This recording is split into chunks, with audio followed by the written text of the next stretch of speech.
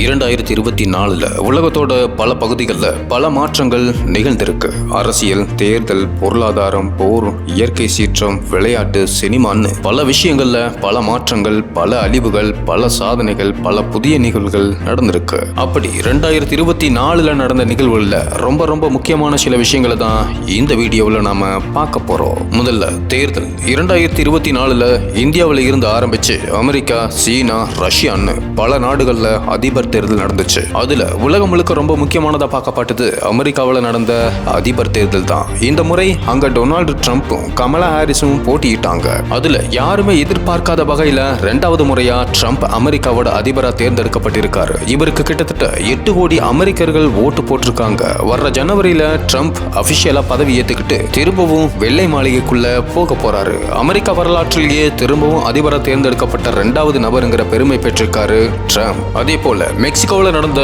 அதிபர் தேர்தலில் அந்த நாட்டு வரலாற்றிலேயே முதல் முறையா கிளாடியாங்கிற ஒரு பெண் அதிபரா தேர்ந்தெடுக்கப்பட்டிருக்காங்க. அடுத்து இங்கிலாந்தில் நடந்த பிரதமர் தேர்தலில் ஏற்கனவே அங்க பிரதமராக இருந்த இந்திய வம்சாவளியான ரிஷி சுனக் தோற்கடிக்கப்பட்டு கேர் ஸ்டார்மர்ங்கிற லேபர் பார்ட்டியை சார்ந்த உறுப்பினர் பிரதமராகி இருக்காரு. இந்தியாவிலையும் நரேந்திர மோடி 3வது முறையா பிரதமரா பதவி ஏற்றுக்கிட்டாரு. சீனா, ரஷ்யாவில் நடந்த அதிபர் தேர்தலில் அங்க ஏற்கனவே ஆட்சியில் இருந்த ரஷ்ய அதிபர் புதினும் சீன அதிபர் ஜிங்பினும் திரும்பவும் ஜெயிச்சாங்க.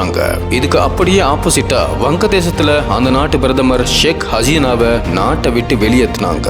சிரியாவில் கிளர்ச்சியாளர்கள் நாட்டை கைப்பற்றினால அந்த நாட்டோட அதிபர் தப்பிச்சும் ஓடினாரு. அடுத்து 2ஆம் உலக போருக்கு பிறகு 2024 வருஷம் தான் பல நாடுகள்ல நிறைய போர்கள் நடந்திருக்கு. இஸ்ரேல் ஹமாஸ் தாக்குதல், இப்போ வரைக்கும் இவங்களுக்குள்ள சண்டை நடந்துகிட்டு இருக்கு. இஸ்ரேல் ஹெஸ்புல்லா தாக்குதல், இதுவும் ரொம்ப பெரிய அளவுல உருவாகி அப்புறம் இதுல இஸ்ரேல் ஜெயிச்சு இப்போ இஸ்ரேலுக்கும் ஹெஸ்புல்லாவுக்கும் அமைதி பேச்சுவார்த்தை நடந்துகிட்டு இருக்கு. இஸ்ரேலும் ஈரானும் முதல் முறையா நேரடியா சண்டை போட்டு போர்ல ஈடுபட்டது இந்த வருஷம் தான். அதே போல உக்ரைன், ரஷ்யா இந்த 2 நாடுகளுமே உலகமே நினைச்சு பார்க்காத அளவுக்கு பெரும் போரை நடத்திட்டு இருக்காங்க. இந்த போர்ல மட்டும் கிட்டத்தட்ட 10 லட்சம் பேர் இறந்திருக்கிறதா சொல்லப்படுது. 2ஆம் உலக போருக்கு பிறகு 2024 வருஷம் தான் உலக அளவுல அதிக மக்கள் போர்ல இறந்து போயிருக்காங்க.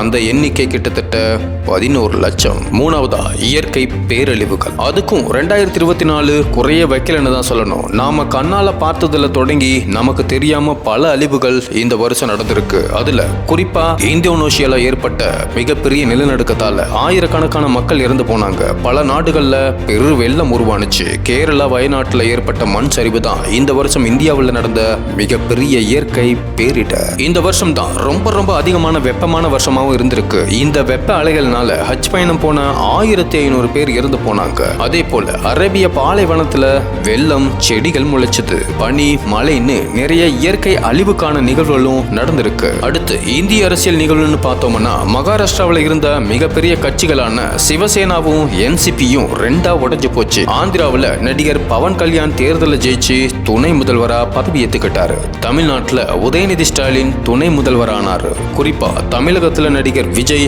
அரசியல் பிரவேசம் செஞ்சு தமிழக வெற்றி கழகத்தை உருவாக்கினதும் இந்த வருஷம் தான். மணிப்பூர் கலவரம் இப்போ வரைக்கும் தொடர்ந்துகிட்டே இருக்கு. மருத்துவர்கள் இந்த வருஷம் அதிக அளவுல போராட்டம் பண்ணியிருக்காங்க. இந்தியாவில் பல மூலைகளில் நடந்த பல்வேறு மாணவிகள் மீதான பாலியல் வன்கொடுமைகள் நிறைய தாக்கத்தை ஏற்படுத்திருச்சு. விளையாட்டுன்னு எடுத்துக்கிட்டா இந்த வருஷம் நடந்த வேர்ல்டு T20 கிரிக்கெட்ல இந்தியா ஜெயிச்சது. தமிழக வீரர் குகேஷ் செஸ் உலக சாம்பியன் பட்டத்தை தூக்கிட்டு வந்தார். இந்த வருஷம் நடந்த ஒலிம்பிக் போட்டியில நம்ம நாட்டை சேர்ந்தவங்க பல பதக்கங்களை குவிச்சாங்க. அதுக்கு ஈக்குவலா ஒலிம்பிக் கான்ட்ரோவர்சியும் பேசப்பட்டுச்சு. அப்படியே சினிமா பக்கம் வந்தா உலக அளவுல வசூல் அள்ளி குவிச்ச படத்தோட லிஸ்ட்ல முதல்ல இருந்தது இன்சைட் அவுட் 2 அனிமேஷன் மூவி தான். இது உலகம் முழுக்க கிட்டத்தட்ட 18,000 கோடி ரூபாய் வசூல் செஞ்சிருக்கு. இந்தியாவை பொறுத்த வரைக்கும் அல்லு அர்ஜுனோட புஷ்பா 2 படம் 1600 கோடி ரூபாயை வசூல் செஞ்சிருக்கு. தமிழகத்துல விஜய் நடிச்ச கோட் மூவி 460 கோடி ரூபாய் வசூல் செஞ்சு சாதனையும் பண்ணியிருக்கு. இதுதான் இந்த வருஷம் நடந்த பல கசப்பான, சுவாரஸ்யமான, எதிர்பாராத, மகிழ்ச்சியான விஷயங்கள். இந்த வருஷத்துல நடந்த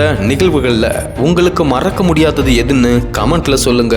நன்றி. அனைவருக்கும் இனிய புத்தாண்டு நல்வாழ்த்துக்கள்.